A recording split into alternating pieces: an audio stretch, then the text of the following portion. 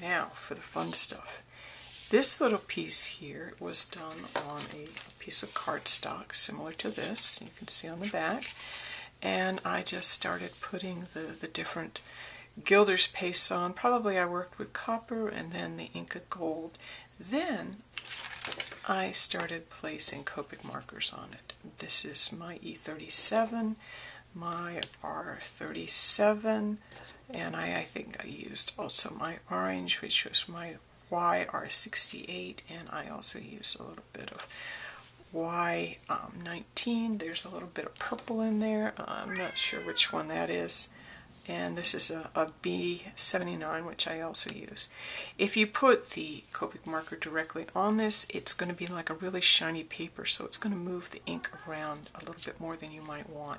However, the airbrush is a whole nother story, so I will demonstrate that. Another example of the Gilder's paste is this on a blue cardstock with the silver on it. The silver does a nice, beautiful, it shines up really well. I shine it up with a paper towel and just in a very circular motion, very similar to what I do with crayons. Just go like this and you can get a nice buff it right up. With cardstock, it does kind of go into the card a little bit the first pass, so if you build it up, I find that you get a little bit more shine. Here's another few examples where you can see the brown, or the sienna brown, or rather the E37, and some of the orange on top of the gold, and there's just this beautiful, I don't know, it makes the Copics just kind of blaze forth. And then the last one, which is similar to this, where I put some of the markers on top and kind of played with the colors a little bit.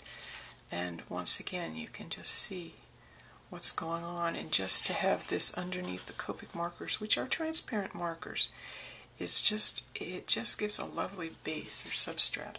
Let's do a little something here.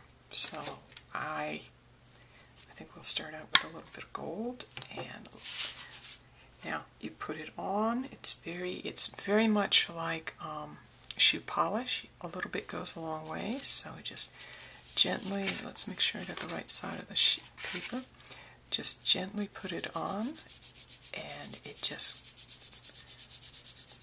now if that's all you want, which is quite nice, then you can stop.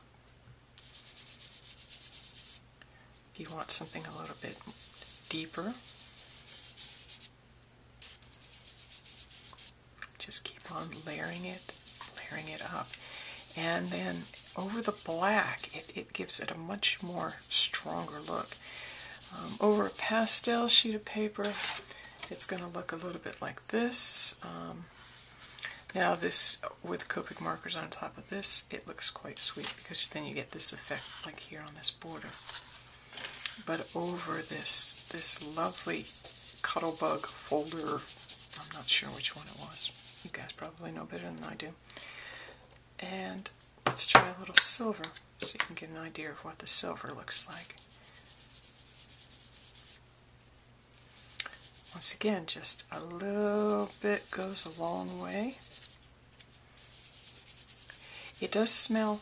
Try to use it in ventilation, or you'll end up with a bit of a headache. The copper, now, I was told that with these guys, that when they dry out, and you can see this one's a little bit pulled in at the edges, when it dries out a little bit, all you need to do is add a little bit of mineral spirits to it. I don't have any offhand, but look at how sweet that copper is on top of black. Think what it would be on top of a really deep green. Now, if you're into steampunk, think of what you can do in that with some of this Gilder's paste.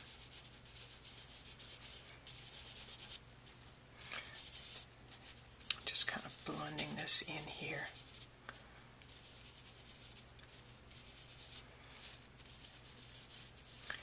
can see that over the silver it's got a different look. Okay, there we go.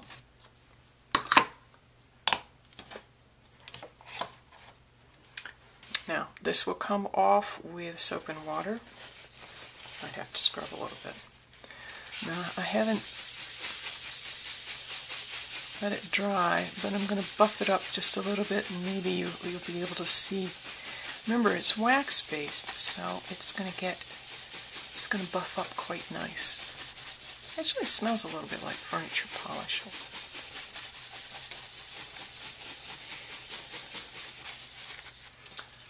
Now, there. Buff up this side.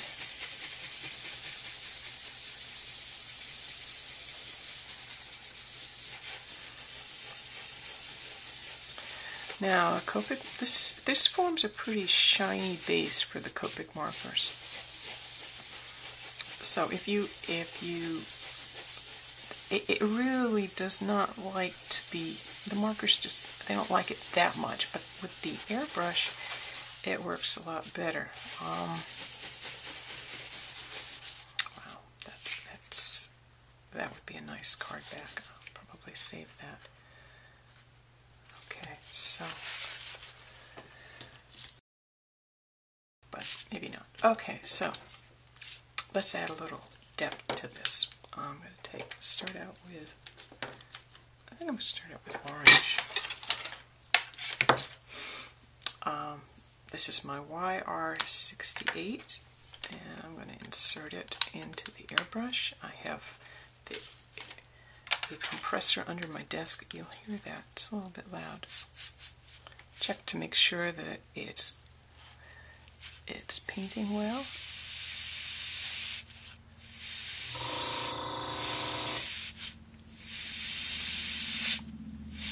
Look at that. The orange on top just is, it's a deep color.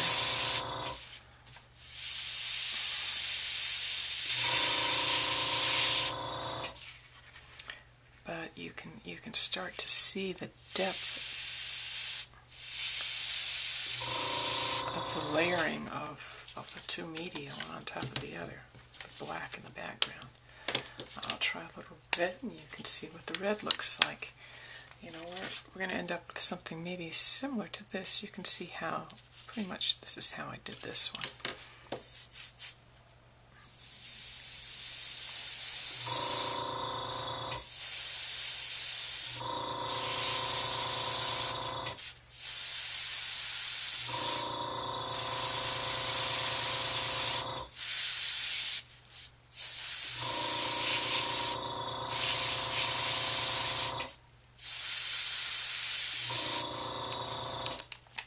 So that gives you an idea of what red looks like on top. Now I'm going to use my B79, which is a nice deep, I love this marker. One of the reasons is because it splatters, and it's got this wonderful splatter. If you're going for a tight work, maybe you won't like it. Okay, so on the very bottom,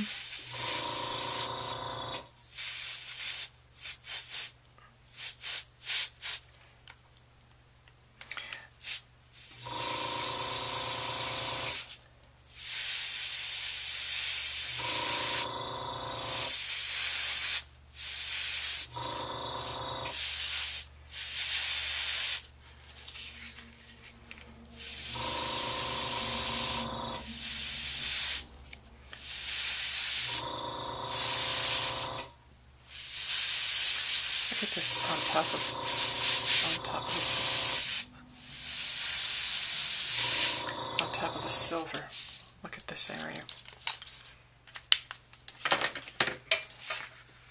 where you get this beautiful transparent marker on top with the metallic just shining forth.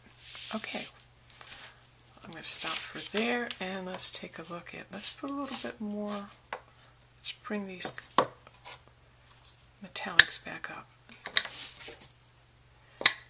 Here's a spot that I kind of intentionally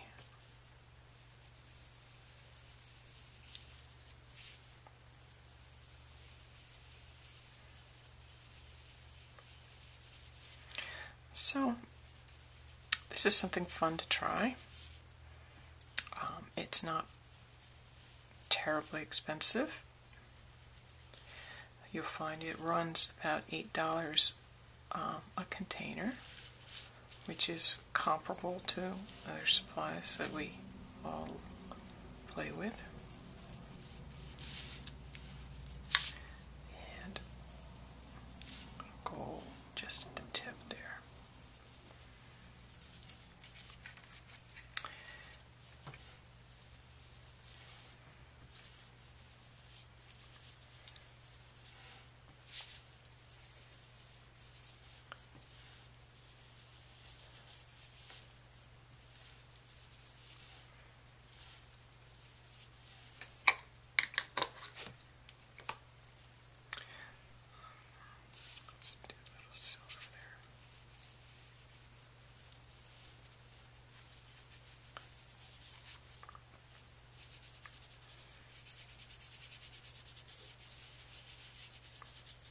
Okay, so Gilder's paste.